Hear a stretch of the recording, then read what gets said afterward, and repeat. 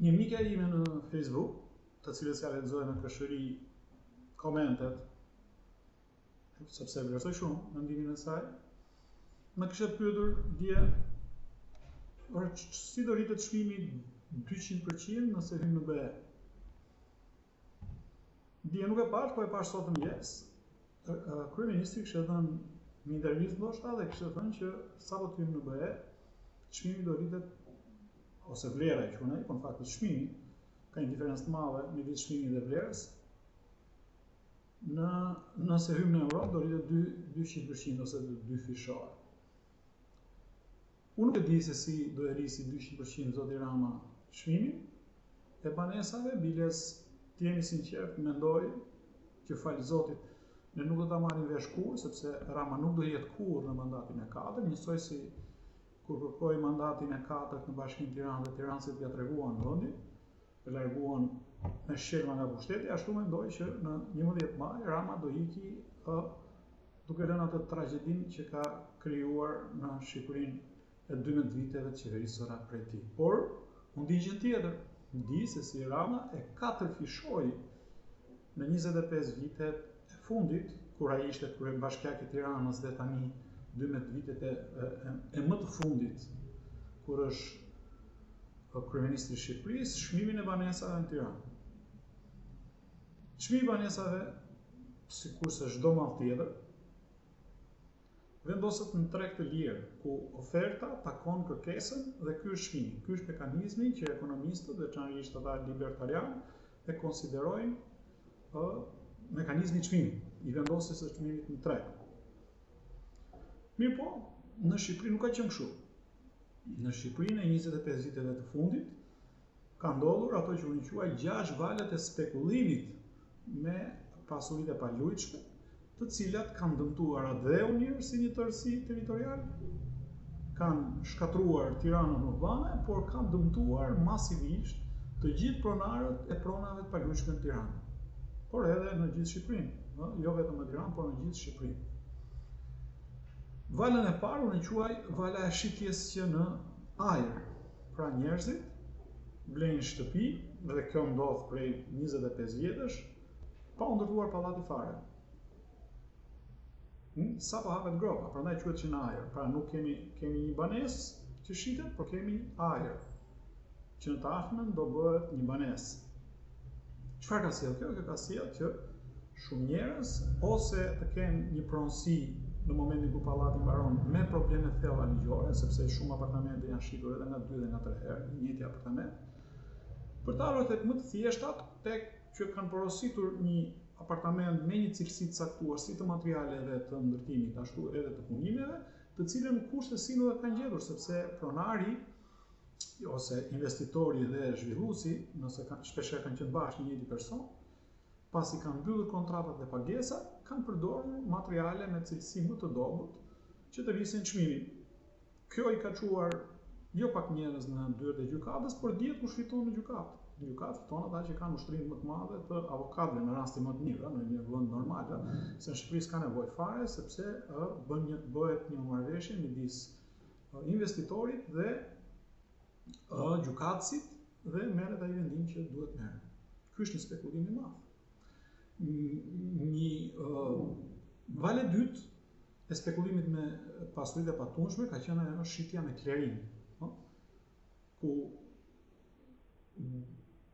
shumë ndërmarrje të vogla, sipërmarrje të vogla si ata që të lyjnë pallatin, ata që të shesin dyert dritare, ata që të shesin mermerin, ata që të shesin punime të caktuara, ofrojnë shërbime të caktuara ndaj në procesin e ndërtimit të një ndërtese, janë paguar punën e tyre në apartamente.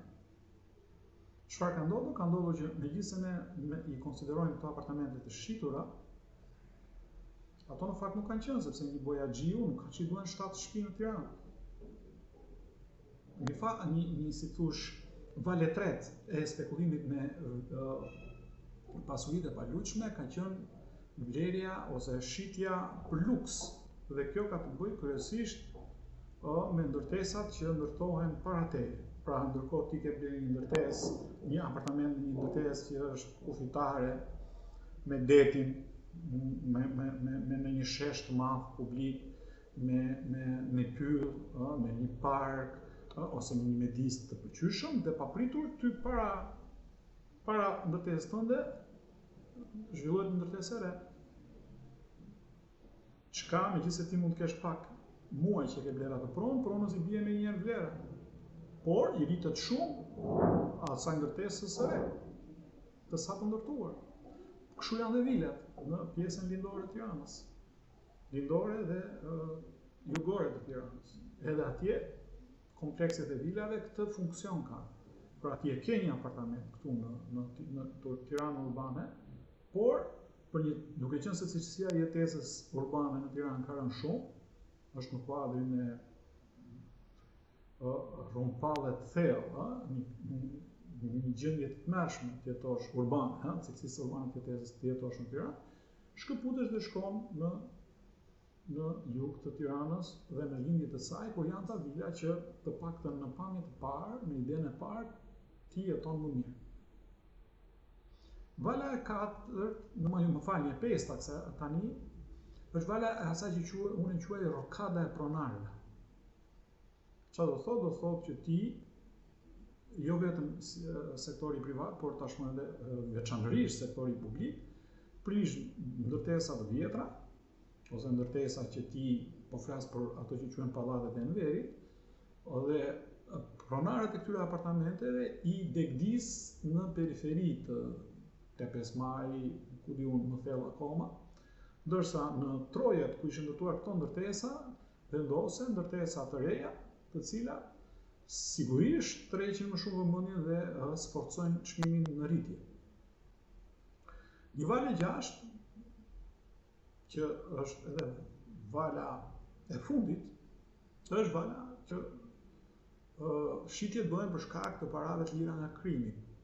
Filloi si në lidhje me paratë e siguruara nga shitblerja, prodhimi dhe shitblerja e hashashit, e kanabisit, dhe tani ka vajtur në dimensione të jashtëzakonshme, të cilat furnizojnë veprimtarinë ndërtimore dhe në këtë kuptim edhe rritjen e çmimit, me paratë që vijnë përgjithsisht nga administrata, ku sikurse mund ta kemë përmendur, grabiten çdo vit shqiptarëve 2 deri në 3, ndoshta edhe 4 miliardë euro në të gjitha format, por edhe nga paratë e krimit privat, që vijnë kryesisht nga drogat e ndryshme dhe krimet e ndryshme të tjera.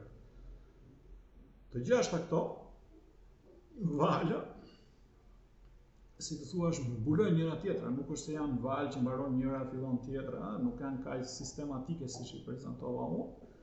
Për shembull, e valë e parë e shitjes që në grop, ku një person që ka para përgjithsisht shtëpista, i parkon ato që në grop, pra shkon e blen apartamente që në grop me një çmim të caktuar, dhe kur pallati mbaron ose objekti ndërtimor mbaron, ai shet me 1.5, 1.2 herë më shtrenjtë se sa i ka bler.